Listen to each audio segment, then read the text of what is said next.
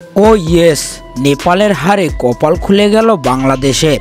যে সমীকরণে দ্বিতীয় রাউন্ডে সরাসরি খেলবে টাইগাররা।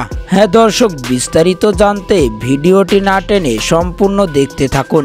বিশ্বকাপের মূল পর্বে গতকাল নেদারল্যান্ডের মুখোমুখি হয়েছিল নেপাল। টসে হেরে আগে ব্যাট করতে নেমেছিল নেপাল। তবে নেপাল যে ছোট দল, তাদের ব্যাটিং লাইন আপ অনেকটাই খারাপ। এদিন নেদারল্যান্ডের বোলিংয়ের তোপে পড়ে সব কয়টি উইকেট হারিয়ে 106 রানেই গুটিয়ে যায় নেপাল। এত ছোট লক্ষ্যের পরেও দ্বিতীয় ইনিংসের নেপালের বোলার ছিল বিধ্বংসী। দুর্দান্ত বল করেছে নেপাল, বেশ কয়েকটি সুযোগও হাতছাড়া করেছেন তারা।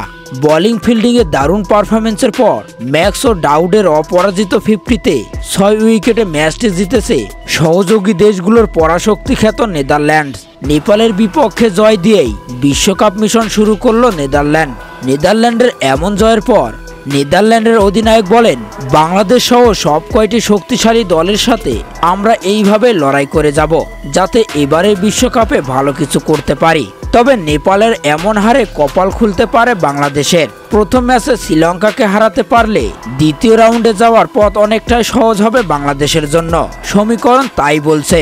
তো দর্শক, বাংলাদেশ কি পারবে তাদের প্রথম ম্যাচে শক্তিশালী শ্রীলঙ্কাকে হারাতে? তা কি মনে হয় আপনাদের? তা জানিয়ে দিন। এই ব্যাপারে আপনাদের গুরুত্বপূর্ণ মতামত ভিডিওর কমেন্ট বক্সে। ধন্যবাদ।